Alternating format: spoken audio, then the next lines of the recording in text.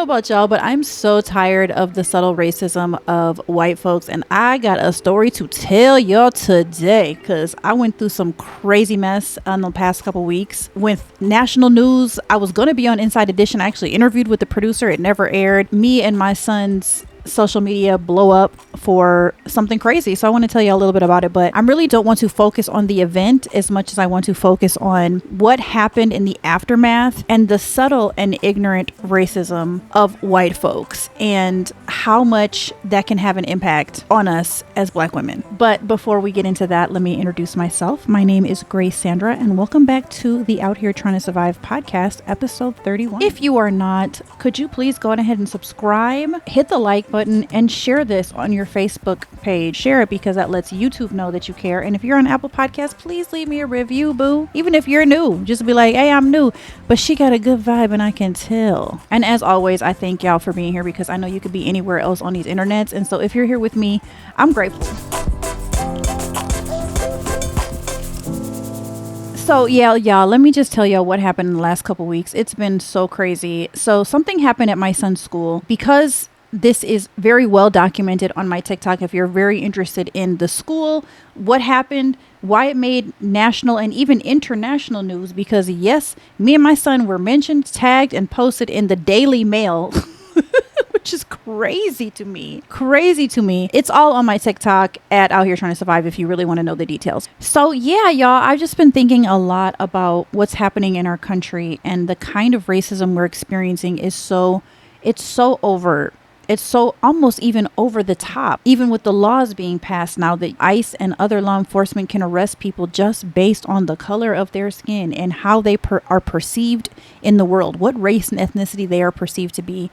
It's such a sad thing to have happen, right? But there's still so much covert racism. And I think what I wanted to get at and I wanted to show y'all was how much some white women have still not evolved from the kind of white women who would do what that white woman did to Emmett Till. And that is what I've been experiencing lately that has really sobered me in a way about the state of the country and the racism still present in the country, which is not a surprise to anyone, but it is still good to talk about it, that we are experiencing this enormous amount of cognitive dissonance around how we're being treated and people living in denial of that. But first, let me tell y'all a story. So y'all, it's been crazy. About 3 weeks ago, something happened at my son's school. And again, I'm not going to say the names of the players or my son or his school. If you want to look that up, you can go on my TikTok at Out Here Trying to Survive. I did pin the 2 very viral posts that I had. As a result of that and other media coverage, it kicked off into this national and even international media circus that had my son and I on the Daily Mail, online in the UK, and I was getting hate from the UK. I mean, I was catching strays from UK white people, y'all. It was insane. Anyway, let me tell y'all what happened. If you want more information, you can look it up there, but I'm just going to leave off names and identifying details from here because really that's not the point of this story, but I do want to tell y'all what happened. The gist is that my son's school, who is a predominantly Black school with predominantly Black football players, entire cheerleading team is Black, coaches is Black, okay, played a predominantly white school. And during the game, one of the Black players pancaked one of the white players. He was down, and then while he was down, he jumped up and pancaked him again. And as a result, the kid got 2 spinal fractures. Now, at the time, we didn't know that. I won't go into all of the details, but basically nobody saw it because there was a 2-point conversion going on at the other end. It was kind of like just off to the side. Like, I think if the 2-point conversion was happening maybe like the 10-yard line, this was happening like the 30 or the 40 or something like that. And I don't even really know the yard lines that well, but I know it's split up into 100, right? So like, it was some distance in between them. So everybody was looking at the scoring, cheering for the scoring. The refs didn't see it because there was no flag call, and it was clearly an egregious move. That it was flagrant. It was unnecessary roughness, right? Isn't that what they would call it nowadays?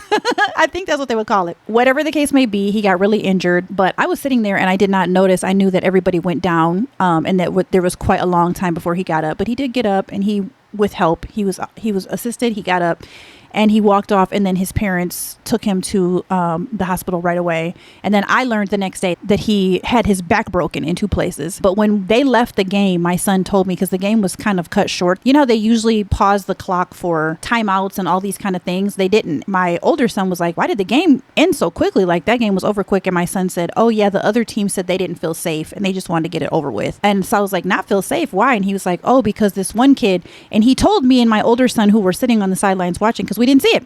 Anyway, I'm telling you these details because this is really important. Some of these details is what ballooned into downright unbelievable violence.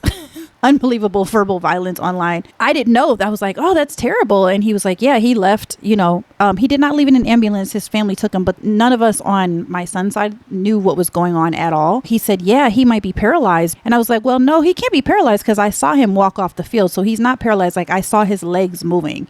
And he was like, oh, some people were saying that. Now, apparently, the kid on my son's team didn't get pulled off the field because, number one, the coaches and the refs and nobody saw it.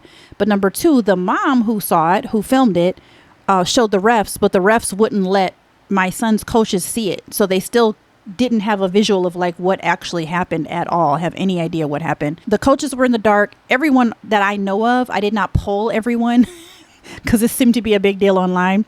But everyone who were in my DMs, like, why didn't you guys pull your sons out of the game? You know, once you knew that this kind of flagrant violence happened. And I think it would be good just to reiterate, I didn't know that kind of flagrant violence happened because I didn't see it. And there was no flag and there was no whistle and there was no nothing. Anyway, during the game, I saw my son kneel down to pray. And I said to my other son who I was sitting with, like, oh, I wonder what he's praying for. And I just took a quick little video, in part because I do share a little bit here and there on my TikTok and on my Instagram and my Facebook of my family. I'm not like a family vlogger. I don't typically routinely share my kids like in a vlog style, but like if they're doing something cute, I'll get a little video. I'm like, oh, I want to either keep that or share it. And once I saw him praying, I was just like, oh, you know, let me get a little video. I didn't actually think I was going to share it. I was just thinking, oh, he's praying. And I saw that there's 3 other players praying. So I took the video. The next day, that was on a Thursday. The next day, when my son came home from school, I found out that the kid had his back broken in 2 places. And then my son was like, yeah, that's why I was praying. Or maybe I asked him like, hey, is that why you were praying? And he was like, yeah. So I was like, hey, do you mind if I share this of you praying? And he was like, yeah, whatever. So I shared it on my TikTok and I noticed it was going pretty viral pretty quickly. Viral for me, I will say, like within, I think like an hour. And I shared it on a Friday night, which is not typically a videos go viral kind of night for me on any night really.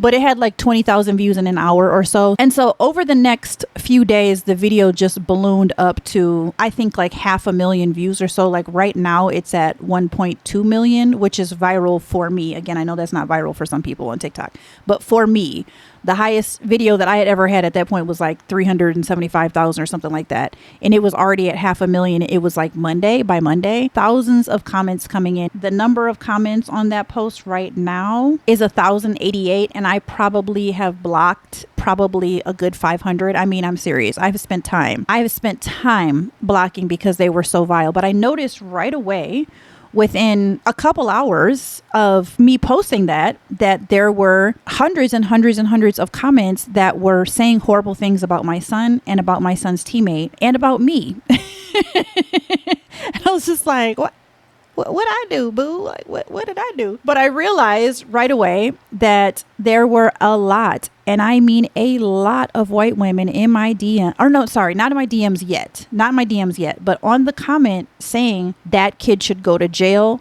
that kid is a monster, that kid is a beast, that kid this, that kid that. Not talking about my son, talking about my son's teammate. The aggression with which these women were speaking of my son's teammate was insane. It was really, really insane. So the first thing I did was I took note, like, this is very subtle racism, because here is what I know as a light-skinned biracial woman who has a white parent. May she rest in peace. My mama is no longer here, but my mom was Italian American. My dad, may he rest in peace too, he was Black American. Okay, so I had a white mom and a Black daddy. I was raised around very covert and overt white racism growing up with my mom. My mama, may she rest in peace, but low key my mom was kind of racist sometimes, y'all. Like, she was very very covertly racist, which You know, if you're from the North, I'm from Michigan, okay? I was born and raised in Michigan. I still live here in Michigan. Sometimes in the North, sometimes the racism can be a little bit more, it's a little bit more subtle. It's the kind of like, oh, you're pretty for a black girl kind of racism, where it's like, that's a very racist thing to say, but you said it in a very covert, dog whistly kind of way. Let's say you're new to Earth. You might be like, wow, that hit me some kind of way, but I don't really know why it hit me like that. I just know it didn't feel good, you know, because you know, if somebody says you're pretty for a black girl, you know what that means, right? We all know what that means. I don't have to explain that to anyone. That's the kind of racism that I feel like I have grown up with. Now, it's interesting. The reason I'm pointing that out is because I was just talking to my man about this the other day. My man is born and raised in Texas, been in Texas, lived in Texas. He's still in Texas. Okay. I call my man Mr. Texas because he's still in Texas, but one day we're gonna be together. But anyway, but we were talking about this the other day, and we have realized like how much we both hold really distinct beliefs about what racism looks like, because he was born and raised in Texas and I was born and raised in Michigan. And I'm like, yeah, Southern racism is just different. Like, y'all experiencing something really different down here. And he was like, yeah, up there, that's odd. And I'm like, yeah. But anyway, but my whole point in saying that is that wherever you're from, you might experience American racism really different. But one thing I know from being raised by a white woman with white sisters, because my mom's 3 children from her first marriage are all white, had a white daddy. I was her first and only minority child with my black ass daddy. Okay. But my mom's mom, who I was around occasionally, and my mom's siblings, she had 5 siblings, and then my aunties and uncles and their kids, all of them had some sort of subtle racism. And I got very good at parsing out when it was happening and when it wasn't. It's almost a language in of itself that I learned from a very young age. Also, my mama was sending me to PWIs. So, I mean, as young as 4, I was in like a little Christian private preschool down the street that was majority white. And then she was sending me to a private Christian school that was a Baptist denomination. So we talking about white Northern Baptist people, which, if you don't know, racist through and motherfucking through. Okay. Through and through, all the way through. I got a sense for the language of how white people practiced racism. I was not down with it from a really young age. But anyway, posts start coming in. I'm like, ain't this about a bitch? Because here's what I know for damn sure, and you will never, ever, ever, ever be able to convince me otherwise. The way that this story really blew up would have never happened. It would have never, ever, ever, ever happened if my son's teammate had done that to another black kid. Nobody would have cared. Nobody would have gave a damn. One black kid hurt another black kid. They don't give a fuck. They wouldn't have given a fuck. They made it seem like all of these white people flooding in my comments, flooding these comments with hate, mostly women, by the way. They made it seem like they were just so concerned because my son's teammate was so violent. What a violent little boy. This little boy needs to go to prison. Throw the prison at him. Throw the prison at him. Lose the key. This and that and horrible things that I'm not even explicitly saying. Also on my Facebook too. Some of these white folks found my Facebook and then proceeded to harass me there as well. But then they went further to attack me and my son as well, which really, my son didn't have anything to do with it other than he just stopped to pray for the kid and asked 2 other teammates to pray with him. That was the extent of his involvement in this at all. Literally was that he prayed and then I posted him.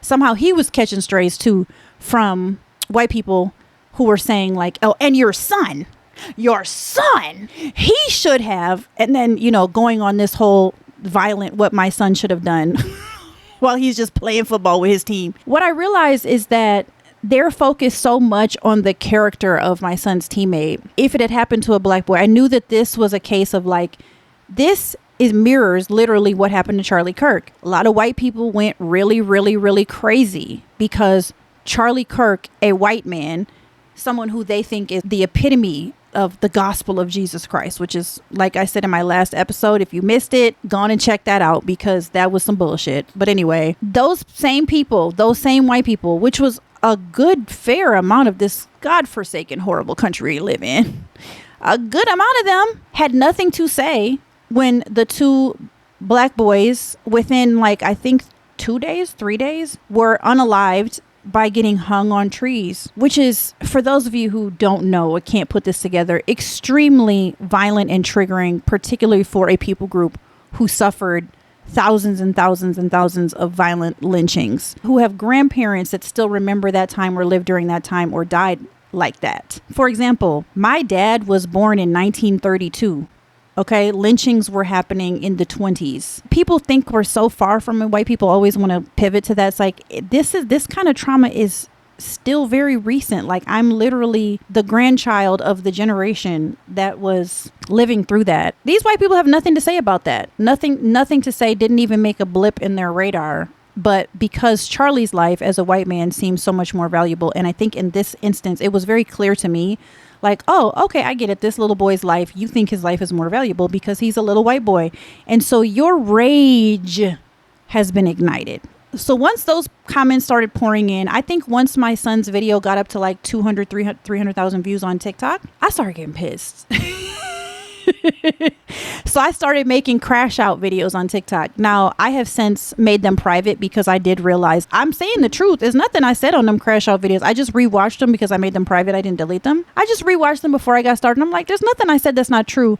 But I recognized at the time that tensions were running too high. I ended up privating them because I realized that nobody could hear what I was saying because I was crashing out and all they could focus was on an angry black woman. And then the comments came in like, oh, did you see what she said in her next video, that she said this and she said this? And I realized they're just taking it out of context. They're not really listening to what I'm saying.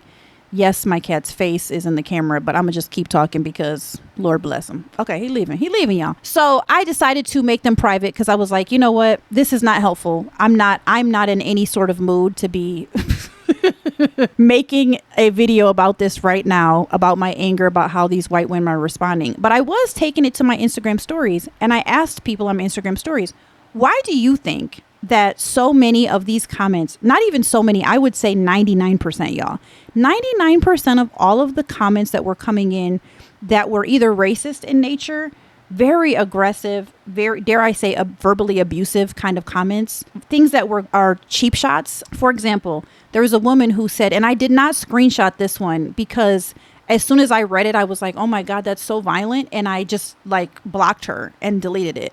And I really wish I had screenshot it so I had at least her name so I could at least expose her on this. I wish I could. But she basically said, there's no way your new relationship is going to last. He's going to abuse you just like everyone else did. And I hope in 6 months I see a podcast episode of you talking about how you were abused. And I was just like, what in the actual fuck, bro? Like, what the hell? What the hell? Who says stuff like that and why?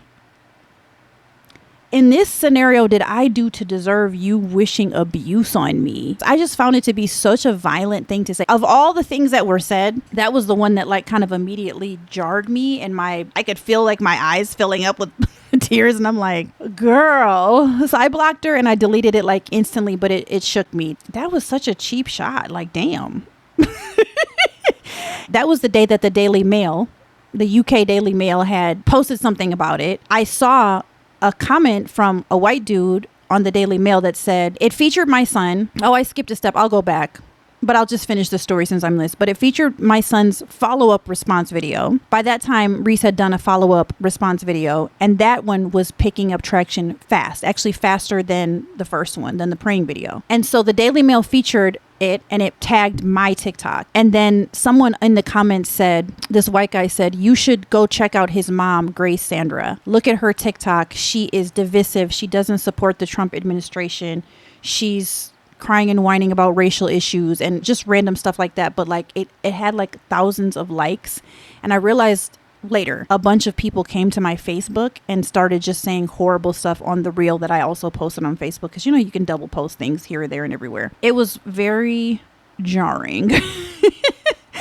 So after that, after I saw that woman who said that, and then there was this other woman who was just going nuts on me, like literally just going crazy. I was just like, whoa, I need to take a step back. My son had posted a response video, and in that response video, he tried to address some of this, like, hey, as a result of this incident blowing up, not just on my social media, it was like everyone who talked about it it was blowing up. But my son was like, as a result of that, my school's getting death threats.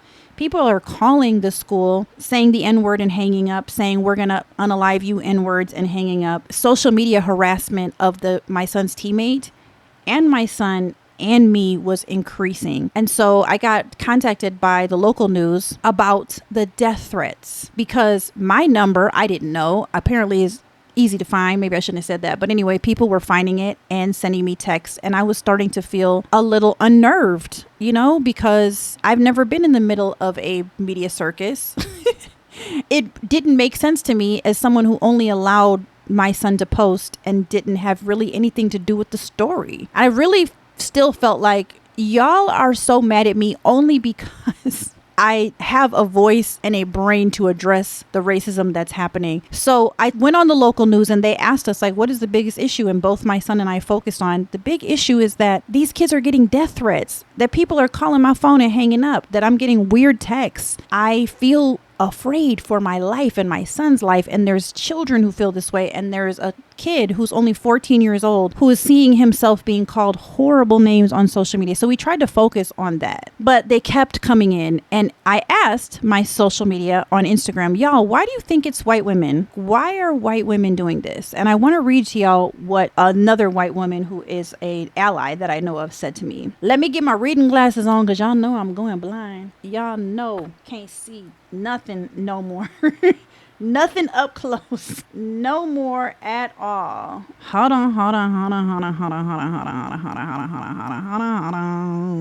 Let me find it. Okay, so I said several times, y'all, what is going on? White women are going nuts. They're literally losing their mind. And I was pontificating about this on my Instagram story. And I'm like, why aren't the white dads doing it? It feels like if this is a white people thing, it would be men and women equally, but it was so much like literally 99% white women going fucking nuts in these comments. You can go to my TikTok right now at Out Here Trying to Survive and look at the two pinned videos. Both of them have one has 1.5 million views and one has 1.2 million views. And look at these comments. And I have deleted thousands of comments from both of these. Some of them I just left up. I'm like, you know what? Just let people see. They're 99% white women, middle-aged white women with kids. What's going on?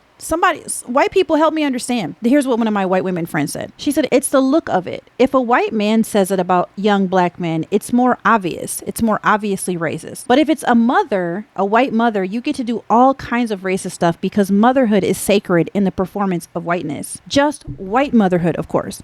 But the politics of it can be couched in a way that racism can't if the men do it. And I was like, girl, that is it right there. And she was like, yeah, the KKK had a women's league and no one likes to talk about that. But letting white women cry and be scared for safety and for children while calling black boys scary men does so much for the cause of bigotry and racism. And then she goes on telling like a personal story of like what happened at her own kids' schools. I realized that dynamic was happening. And so I made another crash out video. That one is also now private because I just felt like I could not contain the amount of anger that I was feeling at the kind of attacks we were getting. And sometimes I would say, this is racist. This is clearly racist, the stuff you're saying. And it would be too much of a bombardment of a bunch of more racist white people pouring on. She's just pulling the black card. And she's just like, oh, how convenient you're pulling the black card. And it just can get really super annoying. It wasn't even like, you know how sometimes like if you say something and too many people push back and you're like, oh, maybe I was wrong or let me rethink that. It's more of just like sometimes racist white people, there's so many of y'all that it can get actually overwhelming to even try to fight. Y'all can say the silliest, stupidest shit. And then one black person will say, that was some silly, stupid shit. And then you'll get like 50 racist white people who will be like, no, it wasn't. You're just a black person playing the race card. It's just exhausting. This is going to be a never ending thing until this news story dies down. I should just kind of stop trying to point out the very obvious covert racism going on here and how dangerous it is and just delete the comments because I realized there were a lot of students at my son's school reading these comments and some of them were trying to defend themselves. And these white women being violent as hell, not knowing like these are kids that you're talking to saying the most horrible things. I literally couldn't believe the type of violence that these people had to say about someone who is 14 years old playing a football game. And I said something in one of my TikToks. I said something like, aren't y'all tired? Like, aren't y'all tired of this whole like angry mob to throw black boys in prison? Like, aren't y'all tired of that? The number of white women who said to throw him in prison without even thinking for 1 second, like really considering what that means to request a 14-year-old child go to prison who did not commit a crime and who was playing a football game, doing something that football players do in games. Players are sustaining injuries like football players sustain injuries in games. As my son so wisely pointed out in his viral video, anything off the field in football is assault off the field. Bottom line. But when you play in the game and the whistle hasn't blown and the flag hasn't been called, from what I understand, it's a violent sport, y'all. People doing violent shit to each other. So I'm not saying this to excuse the egregious nature of what my son's teammate did, but to point out the hypocrisy of people calling for the kind of violence that going to prison does to someone who did not commit a willful violent crime. That is crazy work to me and broke my heart a little bit anew for the kind of women that are walking around every day who we are interacting with every day. Because I blocked, probably in these last 2-3 weeks since this happened, I probably have blocked like 400 or 500 white women my age, women between like 35 and 50 who have kids in school age kids, married, single, whatever. Women who I might meet and be friends with and not even know that they're the kind of white women who would throw a nigga in jail for no damn fucking reason. It was kind of insane. Now, I will say this just as an aside, after my son's video went viral, because my son went viral because he's so well spoken and so articulate, and he was calling for such a reasoned response. And the video of my son calling for peace essentially between people went more viral than the video of him praying. And I thought to myself, first of all, what an exceptional young man. And I'm so proud of him. So proud of my baby. And I think a lot of the positive comments really reflected that. Like, hey, you should be so proud of your son. And I was completely proud of him. It was really beautiful to see that. But I think the reason why his response video went more viral is because there was a beautiful side to it. My son's teammate, the one who illegally pancaked, his stepmom and his mom reached out to me after his video went viral and were like, hey, thanks for what your son said. I'd love to talk, make peace, etc. We never really talked, texted a tiny bit, but that some of that stuff was happening behind the scenes. And then about the Inside Edition thing, they did reach out and was like, hey, we'd love to do a video with you and Reese and just talk about his prayer and his response video, because we think he's a really cool kid. And I was like, yeah, that would be dope. Now, my son didn't want the media attention and he was like, no, I don't want to do it.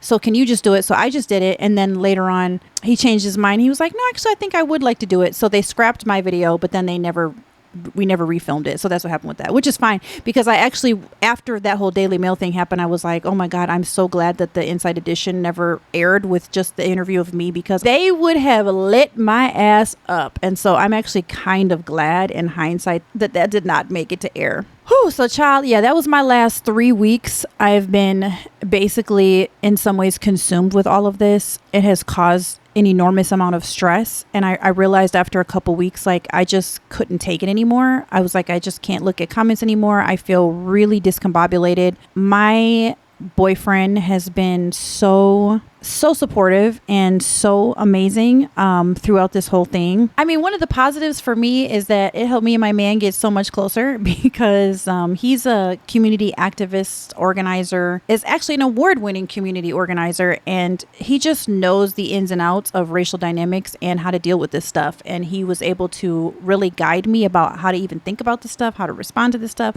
what to listen to. And he was really had a very hard line of don't look at them comments. Don't look at them damn comments. And I really appreciated his support. I mean, his support during this was just unmatched. I feel like the racist white people would be mad that it helped Black love survive, but it did. It really helped us survive and thrive, for sure. So that is one beautiful thing that I can say came out of this, for us at least.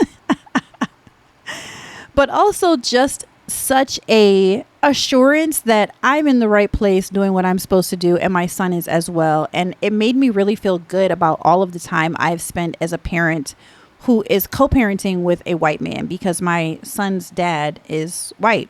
And we have, both of us, tried really hard to teach both of our sons what social and racial justice looks like, what racism is and what it isn't, how to identify it, how to respond to it, how not to ignore it. What I saw in Reese and how he responded just warmed my heart so much. It made me feel like his dad and I did such a good job, both of us, at educating him on the ins and outs of what it looks like to be a person of color in this country.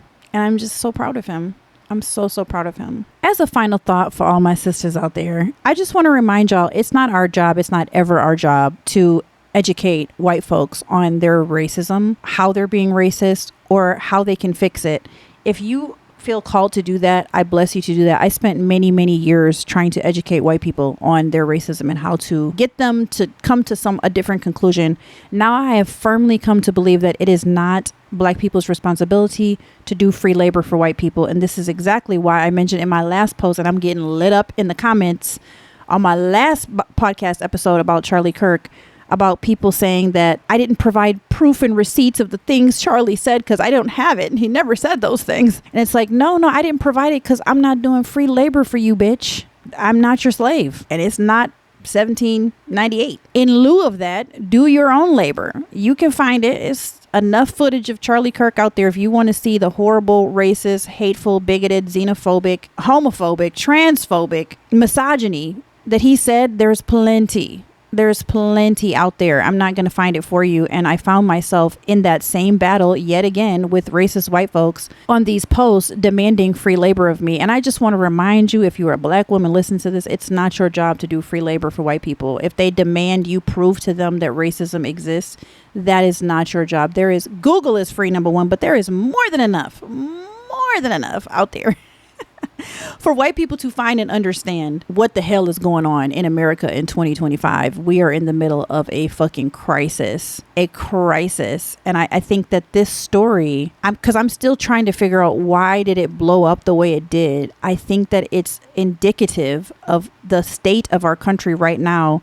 which is to punish brown and Black people at all costs for harming white lives, for even being a taint on a white life. And I think this little boy's life represented something to a lot of white women that they're afraid could happen to their son, which is that the rhetoric that Black and brown people are just more violent somehow is that they will, if they are not imprisoned, harm a precious white little son of theirs. And they are able to use their white womanness and white motherhood and the performative act of whiteness to like fearmonger. And it was really sad to see. I mean, damn, I've experienced a lot over the years of racism. For having a white mom, for growing up in a Black neighborhood, going to white schools and white churches, being involved in a Christian ministry for a while, marrying a white man. I mean, I was married to a white man for 15 years, y'all. You would think that in some ways, with all of that proximity to whiteness, that I would be somehow exempt from experiencing so much racism, but nope. Not even a little bit. And this story was a great example of that. Again, I just thank God because I am experiencing, I guess I can just say it, like I'm in the middle of falling in love right now. And I forgot, this is such an abrupt transition, but like I forgot how falling in love is essentially, it's just dopamine after dopamine after dopamine. It's like a dopamine addiction. Like you're just walking around like what I imagine, because I've never had crack before or any hard drug for that matter. But like, it feels like I'm walking around like a functioning crack addict. It's what it feels like I'm on crack. I forgot. It's been so long, y'all, since I have genuinely fallen in love. I forgot what it feels like. And your girl is out here genuinely in love, like coming to America, like I'm in love. So that's a good feeling. In the midst of all this craziness, that has been really nice. Shout out to Mr. Texas. So Anyway, y'all, thank you so much for being here. Again, if you haven't, please subscribe, please like, please share this video. And if you haven't yet get my book, Grace Actually, Memoirs of Love, Faith, Loss, and Black Womanhood. I'm a storyteller, and this is a book of stories. It's memoir-ish of some of my best blog posts and things I've written in the last like 5 to 7-ish years on love, faith, loss, and Black womanhood. And it's highly reviewed, and the people who have read it have really, really liked it. So go on ahead and get you one before I take it down, because I think I'm going to take it down soon, because I feel like it doesn't completely accurately represent me in how I see myself now. So yeah. And finally, I am going to be creating a resource soon. I'm a digital product creator, and I'm going to be creating a resource for how to get through living through this nightmare that we are in with the Orange Demon and his ilk and a fascist takeover in the middle of a hostile government takeover. So sign up for my newsletter, which is on Substack, and I have not updated it in a long time. So trust me, you are not going to get spammed, because your girl has ADHD, and I struggle to do anything consistently. Okay. Everything I do consistently is a struggle. So, you're not going to get spammed, but when something good comes out, I am going to talk about it on the newsletter. So sign it up. But anyway, thank you so much for joining me. All of you wonderful, beautiful souls. Remember that you're strong, resilient, and very capable of creating the life that you deserve. And that's what I'm trying to do. So until then, stay safe out here in these streets, y'all. I love y'all. Bye.